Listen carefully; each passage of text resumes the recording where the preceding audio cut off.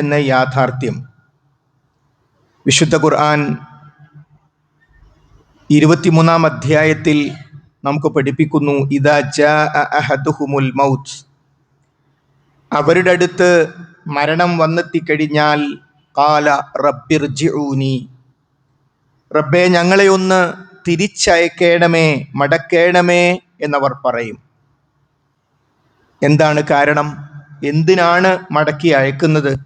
ലഅല്ലി അഅമലു സ്വാലിഹൻ ഫീമാ തറക്തു, ഞങ്ങൾ ഉപേക്ഷിച്ചു പോയ, ചെയ്യാതെ ഞങ്ങൾക്ക് നഷ്ടപ്പെട്ടു പോയ ആ അമലുകൾ, പ്രവർത്തനങ്ങൾ ഞങ്ങൾക്ക് ചെയ്യാമല്ലോ.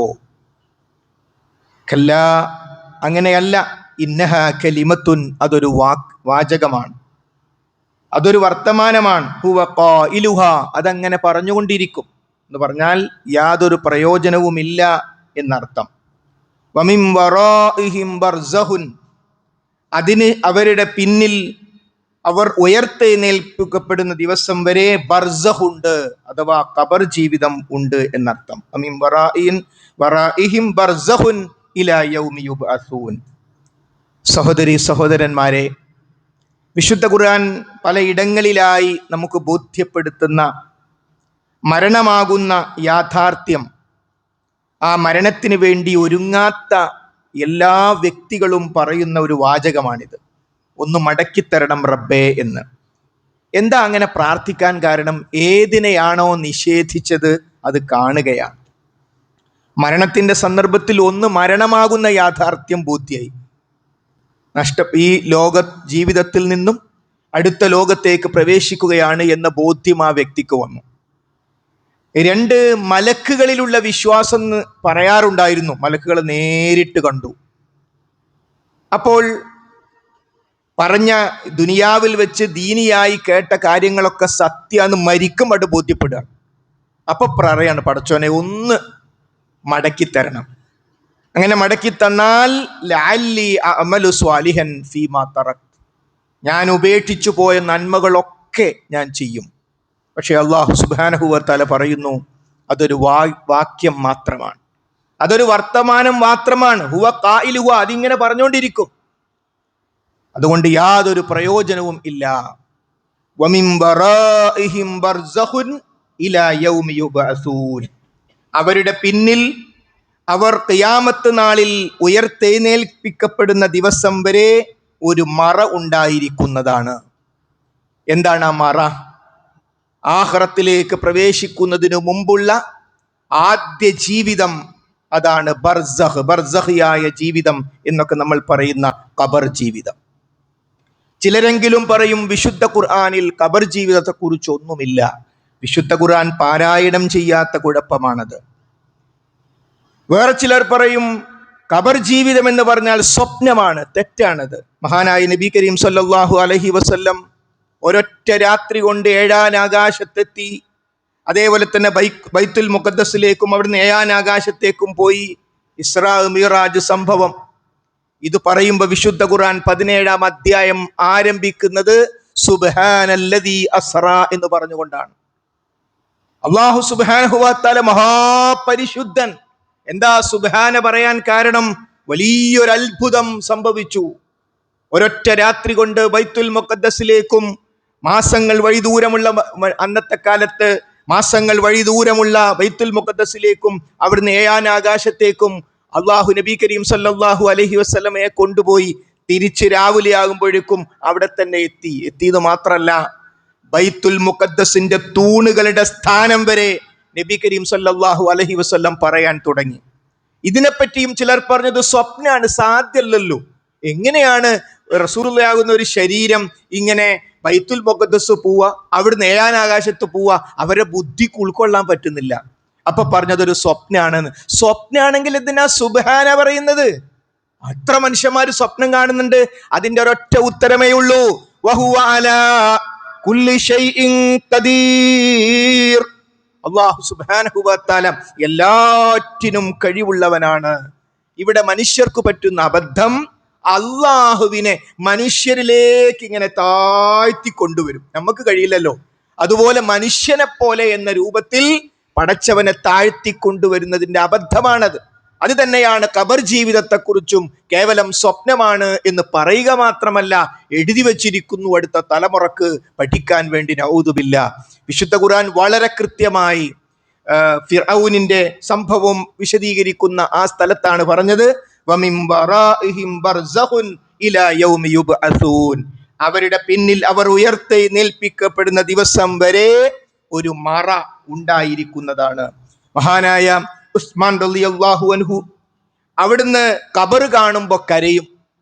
അപ്പൊ മറ്റു സഹാബാക്കൾ ചോദിച്ചു, സ്വർഗത്തെക്കുറിച്ചും നരകത്തെക്കുറിച്ചും ഒന്നും പറയുമ്പോൾ ഇല്ലാത്ത ഒരു വൈകാരികത എന്താണ് അങ്ങേക്ക് ഖബറിനെ കുറിച്ച് പറയുമ്പോൾ ഇത്രയൊരു പ്രശ്നം എന്താണ് എന്ന് അമീറുൽ മുഅ്മിനീൻ മൂന്നാം ഖലീഫ ഉസ്മാൻ ഇബ്നു അഫ്ഫാൻ റളിയല്ലാഹു അൻഹുവിനോട് ചോദിച്ചപ്പോൾ അവിടുന്ന് നബി കരീം സല്ലല്ലാഹു അലൈഹി വസല്ലം പഠിപ്പിച്ചു കൊടുത്തൊരു ചില വാചകങ്ങൾ ആ പറഞ്ഞ ആളുകൾക്ക് മറുപടിയായി വിശദീകരിച്ചു കൊടുത്തു.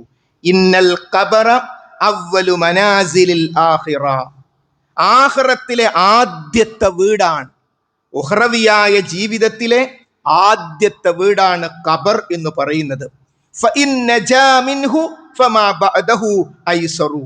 അതിൽ നിന്ന് രക്ഷപ്പെട്ടാൽ അതിന് ശേഷമുള്ളത് എളുപ്പമായിരിക്കും.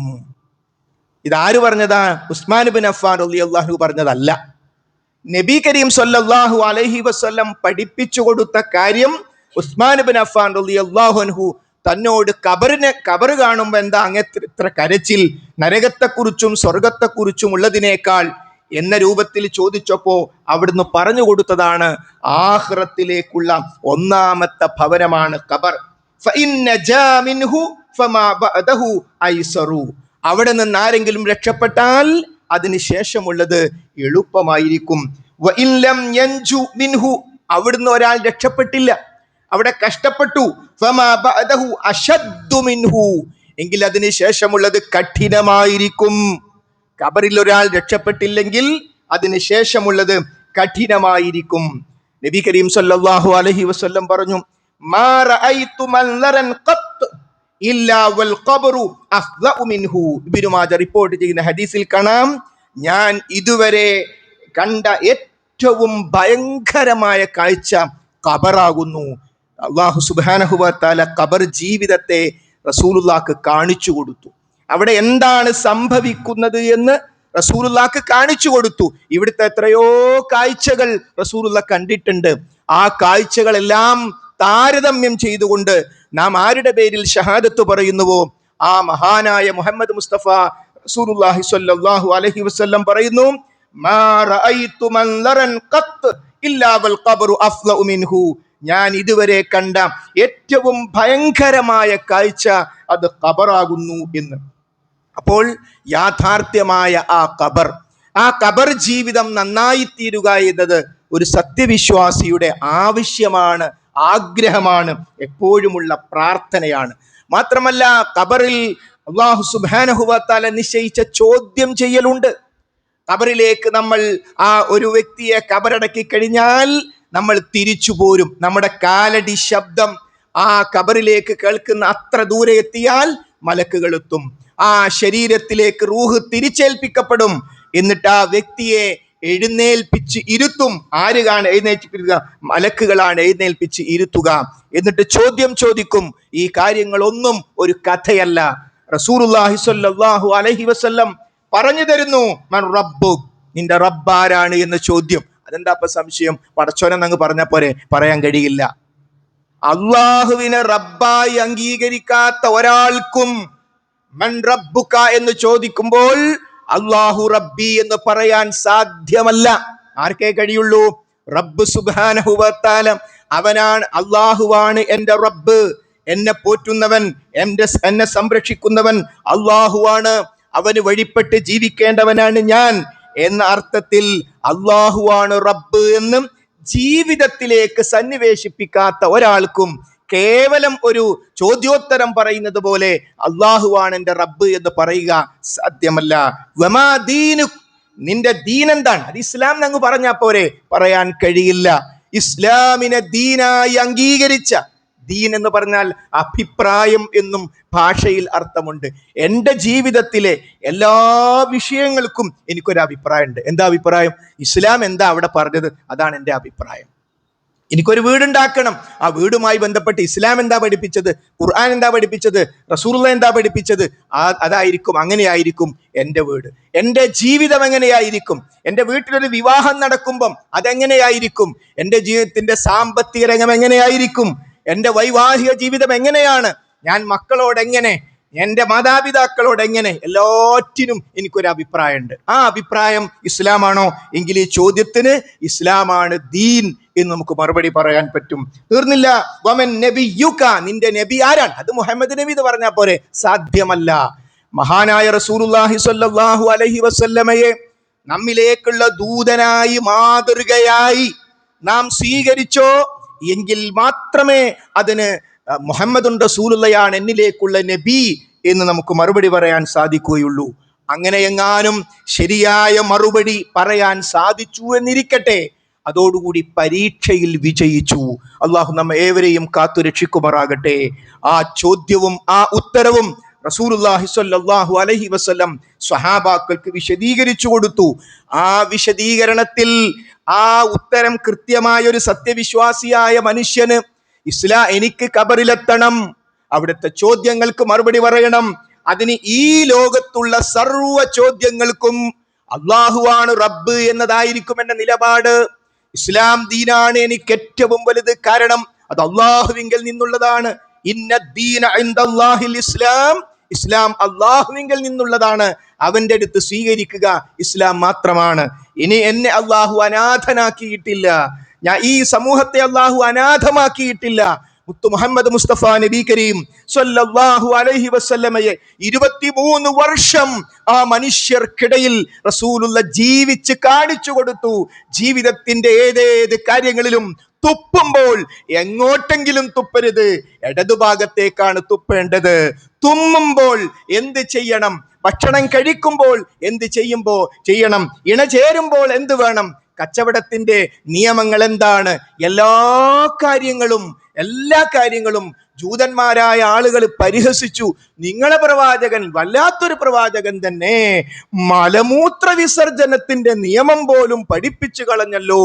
അത് കേട്ടപ്പോ സ്വഹാബി അഭിമാനത്തോടുകൂടി പറഞ്ഞു, അതെ, ഞങ്ങളുടെ പ്രവാചകൻ പഠിപ്പിച്ചിട്ടുണ്ട്, ഖിബിലക്ക് അഭിമുഖമായിട്ട് ഒരിക്കലും മലമൂത്ര വിസർജനം ചെയ്യാൻ പാടില്ല. വെള്ളം കിട്ടിയിട്ടില്ലെങ്കിൽ എങ്ങനെ തഹൂറാക്കണം, എല്ലാം അത് കേട്ട് ചമ്മിപ്പോവല്ല, അതെ, എല്ലാം പഠിപ്പിച്ചിട്ടുണ്ട്. അത് ജീവിതത്തിൽ ഉണ്ടെങ്കിൽ മാത്രമേ സഹോദരന്മാർക്ക് ഈ ചോദ്യങ്ങൾക്ക് നമുക്ക് കൃത്യമായ ഉത്തരം പറയാൻ സാധിക്കുകയുള്ളൂ. അപ്പോൾ ഖബറിലെ ചോദ്യങ്ങൾക്ക് തൃപ്തികരമായ ഉത്തരം നൽകണമെങ്കിൽ ഈ ലോകത്ത് തൃപ്തികരമായ ഇസ്ലാമിക ജീവിതം നയിക്കണം എന്നതാണ് നാം മനസ്സിലാക്കേണ്ടത്. അങ്ങനെ ചോദ്യത്തിന് കൃത്യമായ ഉത്തരം പറഞ്ഞാൽ ഫയുനാദി മുനാദിം മിനസ്സമാ, ആകാശത്ത് നിന്ന് ഒരു വിളിച്ചു പറയലുണ്ടാകും. എന്താണ് ആ വിളിച്ചു പറയൽ? അൻ ഖദ് സ്വദഖ അബ്ദീ, എന്റെ ദാസൻ സത്യം പറഞ്ഞിരിക്കുന്നു. ഇങ്ങനെ ഒരു വിളിയാളം നമ്മുടെ ഓരോരുത്തരുടെയും വിഷയത്തിൽ ഉണ്ടാകണം. അള്ളാഹു നമുക്ക് തൗഫീക്ക് നൽകുമാറാകട്ടെ. എന്താണ് ആ വിളിയാളം? അൻ ഖദ് സ്വദഖ അബ്ദീ, എന്റെ അടിമ അവൻ സത്യം പറഞ്ഞിരിക്കുന്നു. അവന്റെ ജീവിതത്തിൽ അവൻ അള്ളാഹുവിനെ റബ്ബായി അംഗീകരിച്ചവനാണ്, ഇസ്ലാമിനെ ദീനായി അംഗീകരിച്ചവനാണ്, റസൂലുള്ളയെ പ്രവാചകനായി പറയുക മാത്രമല്ല അംഗീകരിച്ചവനാണ്. അതുകൊണ്ട് അൻ ഖദ് സ്വദഖ അബ്ദീ അതെ. അതിനുശേഷം നബി കരീം സ്വല്ലല്ലാഹു അലൈഹി വസല്ലം പറയുന്നു, എന്നിട്ട് മിനൽ ജന്ന, അതിനാൽ അവന് സ്വർഗത്തിൽ നിന്ന് ഒരു വിരിപ്പ് കൊടുക്കുക. ഒരു വിരിപ്പ്. നമുക്ക് ഖബർ ജീവിതത്തിലാണ് നാം ഉള്ളത്. ആ ഖബർ ജീവിതത്തിൽ അല്ലാഹു സുബ്ഹാനഹു വ തആലയുടെ പ്രഖ്യാപനം, അവനൊരു വിരിപ്പ് കൊടുക്കണം. മിനൽ ജന്ന, ജന്നത്തിൽ നിന്നുള്ള, സ്വർഗത്തിൽ നിന്നുള്ള ഒരു വിരിപ്പ് അവർക്ക് കൊടുക്കണം. അതാണ് ഖബർ ജീവിതം നന്നാക്കണേ എന്ന് നമ്മൾ പ്രാർത്ഥിക്കാറില്ലേ? ഖബർ ജീവിതം സ്വർഗീയമാക്കണേ എന്ന് പ്രാർത്ഥിക്കാറില്ലേ? അതെ, ആ പ്രാർത്ഥന സ്വീകരിക്കപ്പെട്ടവരുടെ അവസ്ഥ സ്വർഗത്തിൽ നിന്നുള്ള ഒരു വിരിപ്പ് അവർ കൊടുക്കും. വഅൽബിസൂഹു മിനൽ ജന്ന, സ്വർഗത്തിൽ നിന്നുള്ള വസ്ത്രം അവനെ ധരിപ്പിക്കുക. എന്താ കാരണം? 3 ചോദ്യത്തിന് കൃത്യമായ ഉത്തരം പറഞ്ഞു. 3 ചോദ്യത്തിന് കൃത്യമായ ഉത്തരം പറഞ്ഞു. അതോടുകൂടി വിളിയാളമുണ്ടായി. മാത്രമല്ല ഫയതീഹി മിൻ റൗഹിഹാ വതീബിഹാ, അതിന്റെ സുഗന്ധവും അതിന്റെ വാസനയും ആ വ്യക്തിയിലേക്ക് വരും. എന്തിന്റെ സുഗന്ധം? സ്വർഗത്തിന്റെ സുഗന്ധം, സ്വർഗത്തിന്റെ വാസന ആ വ്യക്തിയിലേക്ക് വരും. മാത്രമല്ല വയുഫ്തഹു ലഹു ഫീഹാ മദ്ദ ബസ്വരിഹി, കാഴ്ചയെത്തുന്നിടത്തോളം ഖബർ വിശാലമാകും. സ്വർഗത്തിലേക്ക് ഇങ്ങനെ നോക്കുമ്പോൾ അവന്റെ കാഴ്ച എത്ര എത്തും അത്രമാത്രം അവന് വിശാലമാക്കി കൊടുക്കും. സഹോദരി സഹോദരന്മാരെ, ഇതൊക്കെ കേൾക്കുമ്പോൾ ഇങ്ങനൊക്കെ ഉണ്ടാവുമോ? അതിനാദ്യ ഉത്തരമാണ് മരണമാകുന്ന സന്ദർഭം. മരണമാകുന്ന സന്ദർഭത്തിൽ അവൻ നിഷേധിച്ച മദ്രസിൽ മലക്കുകളിലുള്ള വിശ്വാസം അങ്ങനെ പറഞ്ഞ് പഠിച്ചിട്ടുണ്ട്, ഉണ്ടാവോ എന്നൊരു സംശയവുമായിട്ട് ജീവിക്കുന്ന മനുഷ്യൻ ആദ്യമായി മലക്കിനെ കാണുന്ന രംഗമാണ് മരണ സന്ദർഭം എന്ന് പറയുന്നത്. അവന്റെ കാഴ്ചയെ പടച്ചോൻ മറ്റൊരവസ്ഥയിലേക്ക് എത്തിക്കും. ഇവിടെ ഈ പള്ളിയിൽ മലക്കില്ലാഞ്ഞിട്ടല്ല, എനിക്കും നിങ്ങൾക്കും ആ മലക്കിനെ കാണാനുള്ള കഴിവില്ല. പക്ഷേ മലക്കിനെ കാണുന്ന തരത്തിലേക്ക് അള്ളാഹു കാഴ്ച നൽകുന്ന ഒരു സന്ദർഭമുണ്ട്. അങ്ങനെ ആ മലക്കുകളെ കാണുന്നത് പോലെ ഈ സംഭവമൊക്കെ ഖബറിൽ വെച്ച് അനുഭവിക്കുമ്പോഴാ ചിലർക്ക് മനസ്സിലാവുക. ഇതേ കാര്യങ്ങൾ സഹോദരി സഹോദരന്മാരെ, സത്യനിഷേധികളുടെ വിഷയത്തിൽ ഹാ ഹാ എന്ന് അവരിങ്ങനെ മറുപടി പറയും. നിന്റെ ദീനേതാ, നിന്റെ റബ്ബേതാന്ന് ചോദിക്കുമ്പോൾ അതിനൊന്നും ഈ ജീവിതത്തിൽ ഉത്തരം പറയാത്തവർ അവിടെ വെച്ച് കഷ്ടപ്പെടുകയും നരകത്തിന്റെ വാതിലുകൾ അവരിലേക്ക് തുറക്കപ്പെടുന്ന രംഗങ്ങളും നമുക്ക് ഹദീസുകളിൽ കാണാൻ പറ്റും.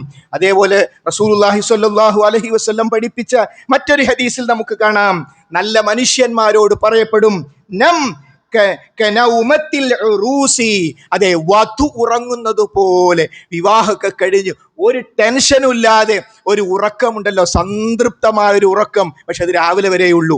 ആ ഒരു സംതൃപ്തകരമായ ഉറക്കം റബ്ബ് തിരിച്ചു വിളിക്കുന്ന ഖിയാമത്ത് നാൾ വരെ റാഹത്ത്, സത്യവിശ്വാസിയുടെ വിശ്രമം, അതാണ് ഖബർ ജീവിതം. അപ്പോ വിശ്രമിക്കണമെങ്കിൽ അധ്വാനിക്കണം.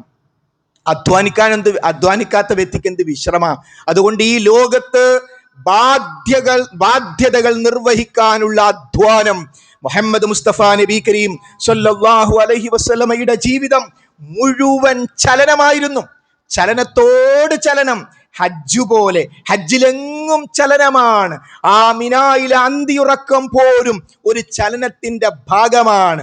മുസ്ദലിഫയിലെ ആ കിടത്തം ഒരു ചലനത്തിന്റെ ഭാഗമായി. എന്തിനാ കിടക്കുന്നത്? വീണ്ടും എണീറ്റ് ആ കല്ലേറിന്റെ സ്ഥലത്തേക്ക് പിന്നീട് നടക്കണം.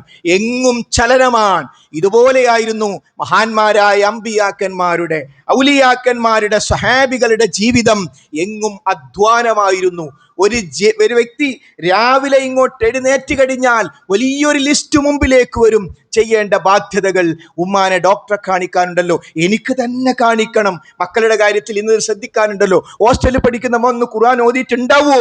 ആ പാവപ്പെട്ടവന്റെ മരുന്നിന്റെ കാര്യം ഒരാൾ മെസ്സേജ് അയച്ചിരുന്നല്ലോ, ഇന്നലെ ഒരാൾ മരിച്ച വിവരം കിട്ടിയല്ലോ. അപ്പോഴേക്കും അയാൾ ചെയ്യേണ്ട റൂട്ട് എല്ലാം ക്ലിയറായി. എവിടെ അനാവശ്യത്തിന് സമയം? എവിടെ അനാവശ്യമായി ഫോണിൽ നോക്കി നിൽക്കാൻ ആർക്കാണ് സമയം? എനിക്ക് കിട്ടിയിരിക്കുന്ന ഈ നിമിഷങ്ങൾ എനിക്ക് ധന്യമാക്കണമെന്ന് വിചാരിക്കുന്ന ഒരു വ്യക്തിക്ക് എത്രമാത്രം കാര്യങ്ങൾ ചെയ്യാനുണ്ട്. സുബഹിക്ക് മുമ്പ് എഴുന്നേൽക്കണ്ടേ? വേണം. എന്തേ? സുബഹിക്ക് മുമ്പ് എഴുന്നേറ്റ് ലോകം ഉറങ്ങിക്കിടക്കുമ്പോൾ എനിക്ക് എൻ്റെ റബ്ബിനോട് ചില കാര്യങ്ങൾ പറയാനുണ്ട്. അതാണ് സ്വർഗവാസികളുടെ പ്രത്യേകതയായി വിശുദ്ധ ഖുർആൻ പറഞ്ഞത്.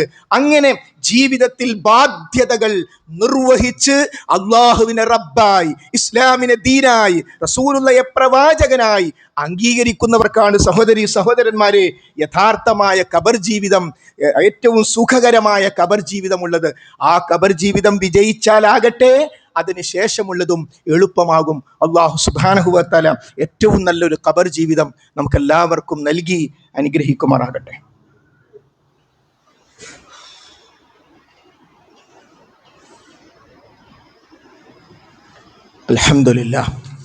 അൽഹംദുലില്ലാഹ് റബ്ബിൽ ആലമീൻ വസ്സലാത്തു വസ്സലാമു അലാ റസൂലിഹിൽ അമീൻ വഅലാ ആലിഹി വസ്വഹ്ബിഹി അജ്മഈൻ അമ്മാ ബഅദ്. ഒരിക്കൽ കൂടി റബ്ബ് സുബ്ഹാനഹു വ തആലയുടെ നിയമനിർദ്ദേശങ്ങൾ ശ്രദ്ധിക്കണം, സൂക്ഷിക്കണമെന്ന് ഓർമ്മപ്പെടുത്തുകയാണ്. സഹോദരീ സഹോദരന്മാരെ, ഒരു നല്ല മരണവും നല്ല ഖബർ ജീവിതവും എളുപ്പമുള്ള വിചാരണയും ഏറ്റവും ഉന്നതരോടൊപ്പം പ്രവിശാലമായ മരണമില്ലാത്ത സ്വർഗവും ആഗ്രഹിക്കുന്ന വിശ്വാസികൾ, ആ വിശ്വാസികളുടെ വിഷയത്തിൽ റസൂലുള്ളാഹി സ്വല്ലല്ലാഹു അലൈഹി വസല്ലം പറഞ്ഞു, ആരെങ്കിലും മരണപ്പെട്ട് കഴിഞ്ഞാൽ ഇസ്തഗ്ഫിറൂ ലി അഖീക്കും, ഒരു മരണവാർത്ത കേട്ടാൽ നിങ്ങൾ വെറുതെ ഇരിക്കരുത്. ഇസ്തഗ്ഫിറൂ ലി അഖീക്കും, നിങ്ങളുടെ സഹോദരന് വേണ്ടി നിങ്ങൾ ഇസ്തിഗ്ഫാർ ചെയ്യണം. വസലൂ ലഹു ബിത്തസ്ബീത്, ആ മരണപ്പെട്ടു പോയ വ്യക്തിക്ക് സ്ഥിരത കിട്ടാൻ വേണ്ടി നിങ്ങൾ അല്ലാഹുവോട് പ്രാർത്ഥിക്കണം. ഫഇന്നഹുൽ ആൻ യുസ്അലു, അവനിപ്പോൾ ചോദ്യം ചെയ്യപ്പെടുകയാണ്. അപ്പോൾ ഒരു മരണം നമ്മൾ അറിഞ്ഞു കഴിഞ്ഞാൽ ആ മരണപ്പെട്ട വ്യക്തിക്ക് വേണ്ടി പ്രാർത്ഥിക്കണം. ഖബറിൻ്റെ അടുത്ത് തസ്ബീത്ത് ചെല്ലുക എന്ന് നമ്മൾ കേട്ടിരിക്കും. തസ്ബീത്ത്, സബത്ത എന്ന് പറഞ്ഞാൽ ഉറച്ചു നിന്നു എന്നാണ്. തസ്ബീത്ത് 3 പുള്ളിയുള്ള തസ്ബീത്ത് എന്ന് പറഞ്ഞാൽ സ്ഥായിയായി ഉറച്ചു നിൽക്കാൻ.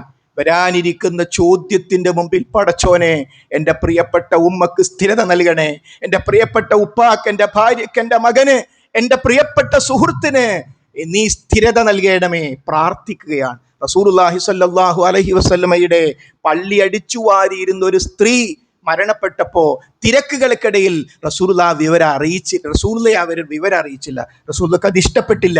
എവിടെയാ സഹോദരിയുടെ ഖബർ? നേരെ പോയി ആ ഖബറിൻ്റെ അടുത്ത് പോയി റസൂലുള്ളാഹി സ്വല്ലല്ലാഹു അലൈഹി വസല്ലം ആ സഹോദരിക്ക് വേണ്ടി നമസ്കരിച്ചു.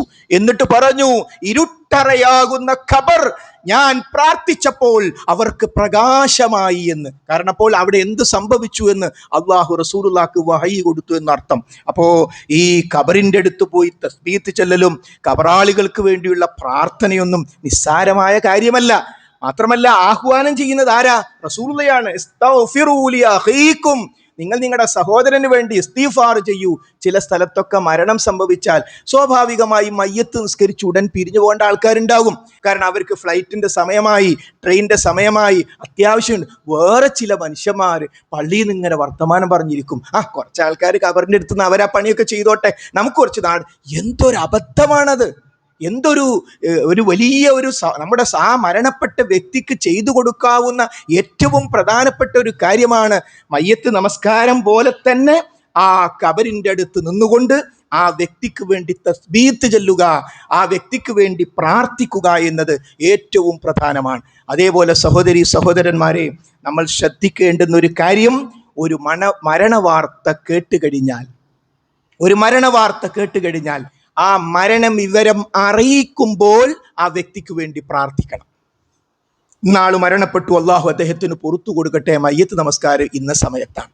അഥവാ മരണവിവരം അറിയിക്കുമ്പോൾ തന്നെ ആ വ്യക്തിക്ക് വേണ്ടിയുള്ള പ്രാർത്ഥന. അതേപോലെ തന്നെ മരണ വീട്ടിൽ എത്തിക്കഴിഞ്ഞാൽ റസൂലുള്ളാഹി സ്വല്ലല്ലാഹു അലൈഹി വസല്ലം പറഞ്ഞു, നിങ്ങൾ ആ സഹോദരിയുടെ പേര് പറഞ്ഞ് ഇസ്തിഗ്ഫാർ ചെയ്യണം. ആ പേര് പറഞ്ഞുകൊണ്ട് ആ വ്യക്തിക്ക് വേണ്ടി നിങ്ങൾ പ്രാർത്ഥിക്കണം എന്ന് പറഞ്ഞു. എന്ന് പറഞ്ഞാൽ ബഷീർ, അല്ലാഹുവേ ബഷീറിന് നീ പുറത്തു കൊടുക്കണമേ. അല്ലാഹുവേ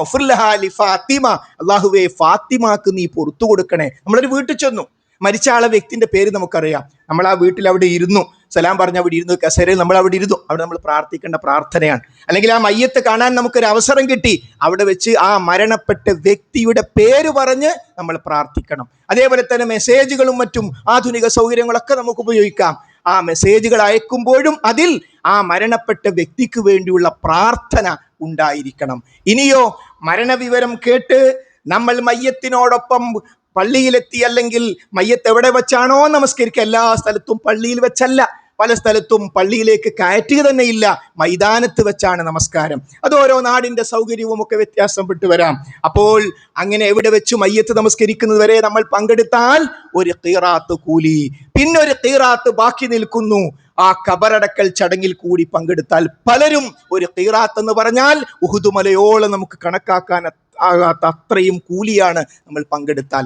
അതുകൊണ്ട് ഒരു മരണവിവരം കിട്ടുക, പടച്ചോനെ ഇന്ന് കുറച്ച് കൂലി വാങ്ങണം, ഒന്നാ വ്യക്തിക്ക് വേണ്ടി പ്രാർത്ഥിക്കണം, മറ്റൊന്ന് എനിക്ക് കൂലി കിട്ടണം എന്ന ബോധ്യം നമുക്ക് ഓരോരുത്തർക്കും ഉണ്ടാകണം. മാത്രമല്ല നമ്മുടെ അടുത്ത തലമുറയെ, നമ്മുടെ മക്കളെയൊക്കെ കൂട്ടിക്കൊണ്ടു പോകണം. അവർ കാണട്ടെ ആ ഖബറിൽ. അപ്പൊ അവർ ചോദിക്കൂ, ഉപ്പ എന്താണ് ഇങ്ങനെ, എന്താണ് അങ്ങനെ? ആ കുട്ടികൾ അതൊക്കെ നമ്മൾ കേവലം ഒരു കഥ പറയുന്നത് പോലെ പറഞ്ഞു കൊടുക്കേണ്ടതല്ല. പ്രത്യേകിച്ച് ഈ വെക്കേഷനൊക്കെ ദീനിയായ കാര്യങ്ങളിലേക്ക് അടിച്ച് ചൂരലെടുത്തല്ല കൊണ്ടുപോകേണ്ടത്. ഇഷ്ടത്തോടുകൂടി സ്വാഭാവികമായി നമ്മുടെ മക്കളെയും മറ്റുള്ളവരെയും എല്ലാം ഇത്തരം കാര്യങ്ങളൊക്കെ നമ്മൾ പഠിപ്പിച്ചു കൊടുക്കേണ്ടതുണ്ട്. അതുകൊണ്ട് മരണപ്പെട്ട വ്യക്തിക്ക് വേണ്ടി ഇസ്തിഗ്ഫാർ തേടുക. മാത്രമല്ല നബി കരീം സല്ലല്ലാഹു അലൈഹി വസല്ലം എല്ലാ ദിവസവും രാവിലെ 3 പ്രാവശ്യം ഖബർ ശിക്ഷയിൽ നിന്നും അള്ളാഹുവിനോട് കാവല് തേടിയിരുന്നു. എല്ലാ ദിവസവും വൈകുന്നേരം 3 പ്രാവശ്യം ഖബർ ശിക്ഷയിൽ നിന്നും അള്ളാഹുവോട് കാവല് തേടിയിരുന്നു. നമുക്കറിയാം, അത്തഹിയാത്തിലെ പ്രാർത്ഥനയിൽ, എല്ലാ നമസ്കാരങ്ങളിലും ഖബറിലെ ശിക്ഷയിൽ നിന്നും നമ്മൾ അള്ളാഹുവിനോട് കാവല് തേടുന്നു. അല്ലാഹുമ്മ ഇന്നി അഊദു ബിക മിൻ അദാബിൽ ഖബർ, അള്ളാഹുവേ ഖബറിലെ അദാബിൽ നിന്ന് എന്നെ നീ കാത്തു രക്ഷിക്കണമേ എന്ന് നമ്മൾ പ്രാർത്ഥിക്കണം. അതുകൊണ്ട് ഖബർ ജീവിതം നമ്മൾ പഠിക്കണം. അതിൻ്റെ ഒരു ഓരത്തുകൂടി സഞ്ചരിക്കാനേ ഖുതുബയുടെ സമയത്തിനുള്ളിൽ സാധിക്കുകയുള്ളൂ, ഒന്ന് ടച്ച് ചെയ്യാനേ സാധിക്കുകയുള്ളൂ. വലിയൊരു വിഷയമാണ് ഇസ്ലാമിലെ ഖബർ ജീവിതം. റസൂലുള്ളാഹി സ്വല്ലല്ലാഹു അലൈഹി വസല്ലം മലമൂത്ര വിസർജനം നടത്തിയിട്ട് നേരാം വണ്ണം വൃത്തിയാക്കാത്തവന് ഖബറിലുള്ള ശിക്ഷ എടുത്തു പറഞ്ഞിട്ടുണ്ട്. പലിശക്കാരന് ഖബറിൽ വെച്ച് ലഭിക്കുന്ന ശിക്ഷ എടുത്തു പറഞ്ഞിട്ടുണ്ട്. വ്യഭിചരിക്കുന്ന വ്യക്തിക്ക് ലഭിക്കുന്ന ശിക്ഷ എടുത്തു പറഞ്ഞിട്ടുണ്ട്. എന്ന് പറഞ്ഞാൽ വിശാലമായൊരു വിഷയമാണ് എന്നർത്ഥം. അതുകൊണ്ട് നമ്മൾ ഈ പറയുന്നതൊക്കെ നമുക്ക് ഓരോരുത്തർക്കും ബാധക. മരണം നാം ചിന്തിക്കേണ്ടത്, ഞാൻ മരിക്കും. മഹാനായ സിദ്ദീഖുൽ അക്ബർ അബൂബക്കർ സിദ്ദീഖ് റളിയല്ലാഹു അൻഹു പറഞ്ഞു, കുറേ വയലൊന്നും വേണ്ട, ഒരു ജനാസയെ പങ്കെടുത്താൽ മതി, കുറേ ഉത്ബോധനം കിട്ടും. പടച്ചോനെ, ഇങ്ങനെ മയ്യത്തിട്ട് കയറ്റിയിട്ട് ഞാനൊരിക്കൽ ആ വെള്ള തുണിൻ്റെ ഉള്ളിൽ ഞാനുണ്ടാവുമല്ലോ പടച്ചോനെ. അങ്ങനെ ചിന്തിക്കേണ്ട സഹോദരി സഹോദരന്മാരെ. ഞാനിപ്പോ ഒന്നും മരിക്കൂല. എല്ലാവരെയും വിചാരം എങ്ങനെ? ഞാനിപ്പോ അങ്ങനെ വിചാരിച്ച ആൾക്കാരാണ് നാളെ മരിക്കുന്നത്. അപ്പൊ അതുകൊണ്ട് ഒരു ജനാസയിൽ പങ്കെടുക്കുമ്പോൾ ഇതേപോലെയുള്ളൊരവസ്ഥ, നമ്മുടെ മയ്യത്ത് അവിടെ വെച്ച്, സഹോദരന്മാരെ സഹോദരിമാരെ, ഈ മരണപ്പെട്ട വ്യക്തിക്ക് വല്ല സാമ്പത്തിക ബാധ്യതയുമുണ്ടെങ്കിൽ എന്ന് എന്നെക്കുറിച്ചും നിങ്ങളെക്കുറിച്ചും പറയുന്ന ഒരു ദിവസം വരും. അത് നമ്മൾ ആദ്യം ആലോചിക്കണം. നമ്മളെ ആ മയ്യത്ത് വഹിച്ചു കൊണ്ടുപോകുമ്പോൾ, ആ മയ്യത്ത് താഴ്ത്തുമ്പോൾ, എൻ്റെ മയ്യത്ത് ഇതേപോലൊരു ദിവസം താഴ്ത്തും. അങ്ങനെ നമ്മളിലേക്ക് ബന്ധിപ്പിച്ച് കാര്യങ്ങളെ മനസ്സിലാക്കാൻ നമ്മൾ ഓരോരുത്തരും ശ്രദ്ധിക്കണം. അതുകൊണ്ട് എല്ലാ ദിവസവും രാവിലെയും വൈകുന്നേരവുമുള്ള പ്രാർത്ഥനകൾ നിങ്ങൾ എടുത്തുക്കൂ. ജമീൽ ആപ്പ് ഏറ്റവും സ്വഹീഹായ പ്രാർത്ഥനകൾ ക്രോഡീകരിച്ച ആ ആപ്പിൽ നമുക്ക് കാണാം രാവിലത്തെ പ്രാർത്ഥനകൾ, വൈകുന്നേരത്തെ പ്രാർത്ഥനകൾ. അതിൽ നമുക്ക് ഒരു പ്രാർത്ഥനയുടെ ഭാഗമായി കാണാം ഖബർ ശിക്ഷയിൽ നിന്നും അല്ലാഹു സുബ്ഹാനഹു വ തആലയോട് കാവല് തേടുന്നത്. അപ്പോൾ ഒരു ദിവസം 6 പ്രാവശ്യം, നമസ്കാരത്തിലടക്കം 7 പ്രാവശ്യം. ആ നമസ്കാരമാകട്ടെ നമുക്ക് 5 സമയമുണ്ട് താനും. എന്ന് പറഞ്ഞാൽ ധാരാളം സമയം. ഒരൊറ്റ ദിവസം തന്നെ 24 മണിക്കൂറിനുള്ളിൽ അള്ളാഹുവിനോട് ഖബർ ശിക്ഷയിൽ നിന്ന് കാവല് തേടണമെങ്കിൽ എത്രമാത്രം ഗൗരവമുള്ള വിഷയമാണ് എന്ന് നമ്മൾ ഓരോരുത്തരും ആ വിഷയത്തെ മനസ്സിലാക്കേണ്ടതുണ്ട്. അതോടൊപ്പം നമ്മളിപ്പോൾ വെക്കേഷനിലാണ്. ഈ വെക്കേഷൻ സന്ദർഭത്തിൽ നമ്മൾ ശ്രദ്ധിക്കേണ്ട കുറച്ച് കാര്യങ്ങളുണ്ട്. ഒരു പക്ഷേ നമ്മളോടൊപ്പം കിട്ടാത്ത നമ്മുടെ പ്രിയപ്പെട്ട മക്കൾ, വിവിധ പ്രായത്തിലുള്ള മക്കൾ നമ്മളോടൊപ്പം ഒത്തുചേരുന്ന സമയമാണ്. പ്ലാനിങ് വേണം സഹോദരി സഹോദരന്മാരെ. കാരണം ആ മക്കൾക്ക് നമ്മളിലൂടെ കിട്ടേണ്ട കുറെ കാര്യങ്ങളുണ്ട്. ഒന്ന്, ഫ്രീ ആണോ? 5 നേരത്തെ ജമാഅത്ത് നമസ്കാരം ബാങ്ക് കൊടുക്കുമ്പോഴേക്കും മോനെ പള്ളിയിൽ പോവുകയില്ലേ? ആരാണ് നമ്മുടെ മക്കളെ പള്ളിയിലേക്ക് കൊണ്ടുപോകാൻ ഉപ്പയല്ലാത്ത, പള്ളിയിലേക്ക് പറഞ്ഞയക്കാൻ ഉമ്മയല്ലാത്ത പ്രഥമ പേഴ്സൺ ആരാ? നമ്മുടെ മക്കളെ നമ്മൾ പള്ളിയിലേക്ക് വിളിക്കുന്നില്ലെങ്കിൽ, നമ്മൾ ജമാഅത്തിന് കൊണ്ടുപോകുന്നില്ലെങ്കിൽ, അപ്പൊ അതിന്റെ അർത്ഥം എന്താ? ബാങ്ക് കൊടുക്കുന്നു, ഉപ്പ പൊരേ നിസ്കരിക്കുന്നു, ഇങ്ങനെ മതി. അത് ക്ലാസ് എടുത്തു കൊടുക്കണ്ട. ജമാഅത്തൊന്നും വലിയ പ്രശ്നമല്ല, ഞങ്ങൾ വാപ്പയും ഞങ്ങളൊക്കെ എല്ലാവരും പള്ളിയ എപ്പോഴെങ്കിലൊക്കെ നിസ്കരിക്കൽ. അപ്പൊ ആ കുട്ടിയുടെ മനസ്സിൽ അത് വളർന്നു. ഉപ്പ എന്നത് ചെറിയ സ്ഥാനമല്ല, രക്ഷിതാവ് എന്ന കോലത്തിൽ പോയി ഒപ്പിടാൻ മാത്രമുള്ള സ്ഥാനമല്ല രക്ഷിതാവ്. മറിച്ച് അത് അല്ലാഹു സുബ്ഹാനഹു വ തആല ചോദ്യം ചെയ്യുന്ന ഒരു ഉത്തരവാദിത്തമാണ് പിതാവ് എന്ന ഉത്തരവാദിത്തം, മാതാവ് എന്ന ഉത്തരവാദിത്തം. ദീനിയായി വളർന്ന ഏതൊരു മകന്റെ പിന്നിലും ഒരു നല്ല ഉമ്മയുണ്ടാകും, ഒരു നല്ല ഉപ്പയുണ്ടാകും. നമ്മൾ അവരെ ശ്രദ്ധിച്ചിട്ടും അവർ ശ്രദ്ധിക്കുന്നില്ലെങ്കിൽ അത് നമ്മുടെ വശത്തല്ല. നൂഹ് നബി അലൈഹിസ്സലാമിന്റെ പ്രിയപ്പെട്ട മകൻ, തങ്ങളുടെ മകൻ തങ്ങളല്ല. നൂഹ് നബിയുടെ മകൻ നരകത്തിലാണ്, വഴിപിടച്ചവനാണ്. ഖുർആൻ തന്നെ പ്രഖ്യാപിച്ചല്ലോ. അത് വേറെ കാര്യം. നമ്മൾ പരിശ്രമിച്ചോ എന്നതാണ് പ്രശ്നം. അതുകൊണ്ട് ജമാഅത്ത് നമസ്കാരങ്ങൾക്ക് നമ്മൾ കുട്ടികളെ പള്ളിയിലേക്ക് കൊണ്ടുപോകണം. കുടുംബ സന്ദർശനങ്ങൾ പലപ്പോഴും ഉപ്പ കുടുംബത്തിലും ഉമ്മ കുടുംബത്തിലുമുള്ള പലരെയും പരിചയം പോലും ഇല്ലാത്തൊരവസ്ഥയിലേക്ക് തലമുറ വളർന്നു വരുന്നുവെങ്കിൽ ആ അഭിപ്രായം പറഞ്ഞിരുന്നാൽ പോരാ. വാഹനമെടുക്കുക, കുടുംബക്കാരുടെ വീടുകളിൽ പോവുക, എന്നിട്ട് അവരെ പരിചയപ്പെടുക. നമുക്ക് അല്ലാഹു സുബ്ഹാനഹു വ തആലയുടെ പ്രവാചകൻ പറഞ്ഞത്, കുടുംബ സന്ദർശനം നടത്തിക്കഴിഞ്ഞാൽ റിസ്ഖിൽ വർധനവ് തരും, അതേപോലെ തന്നെ ദീർഘായുസ്സും കിട്ടും. ആൾക്കാര് കുടുംബ സന്ദർശനം നടത്താതിരിക്കാൻ 2 പോയിന്റാ പറയാ. ഒന്ന്, സമയമല്ല. റസൂലുള്ള പറയാ, സന്ദർശിച്ചോ, കൂടുതൽ സമയം തരാം. പിന്നെ എന്തെങ്കിലുമൊക്കെ കൊടുക്കേണ്ടി വരുന്ന റിസ്ക് അഥവാ പണം നഷ്ടപ്പെടും. അള്ളാന്റെ റസൂല് പറയാ, നല്ലോണം കുടുംബ സന്ദർശനം നടത്തിക്കോ, അള്ളാഹു റിസ്കിൽ വർധനവ് തരും. അതുകൊണ്ട് കുടുംബ ബന്ധങ്ങൾ ഊട്ടിയുറപ്പിക്കുന്ന അവസ്ഥ ഈ വെക്കേഷൻ കാലത്ത് കുട്ടികൾ കളിക്കണം. എന്താ സംശയം?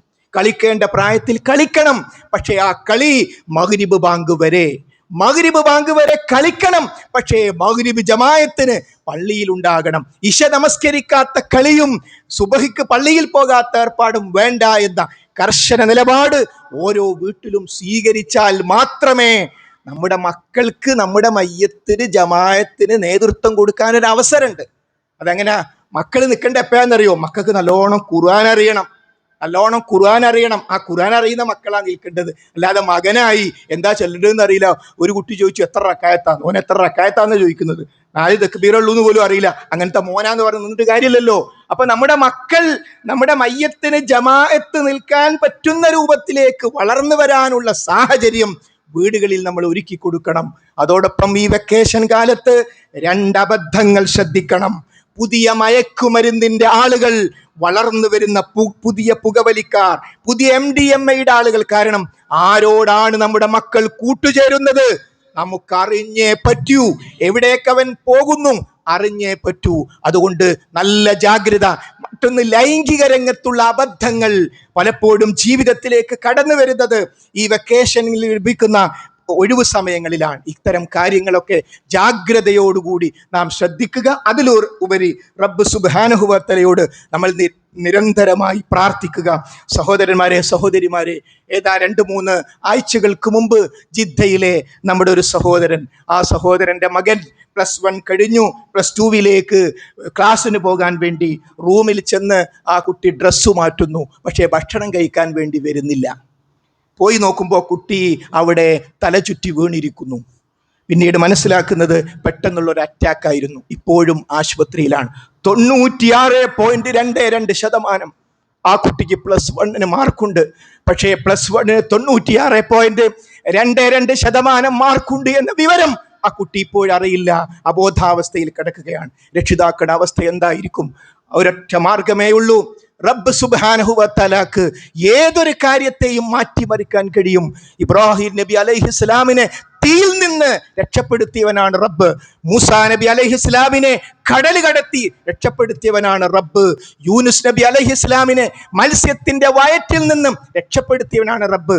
ആ റബ്ബിനാണോ പ്രാർത്ഥന സ്വീകരിക്കാൻ പ്രയാസം? അല്ലാഹുവേ, ആ കുട്ടിക്ക് നീ പൂർണ്ണ ശിഫ നൽകണമേ. അല്ലാഹുവേ, വന്നു പോയിട്ടുള്ള അബദ്ധങ്ങൾ, അപാധകൾ, തെറ്റുകൾ, കുറ്റങ്ങൾ നീ ഞങ്ങൾക്ക് വിട്ടുപുറത്ത് മാപ്പാക്കി തരണമേ. അല്ലാഹുവേ, ഒരു നല്ല മരണത്തെ നീ ഞങ്ങൾക്ക് പ്രദാനം ചെയ്യണമേ. അല്ലാഹുവേ, ഖബർ ജീവിതം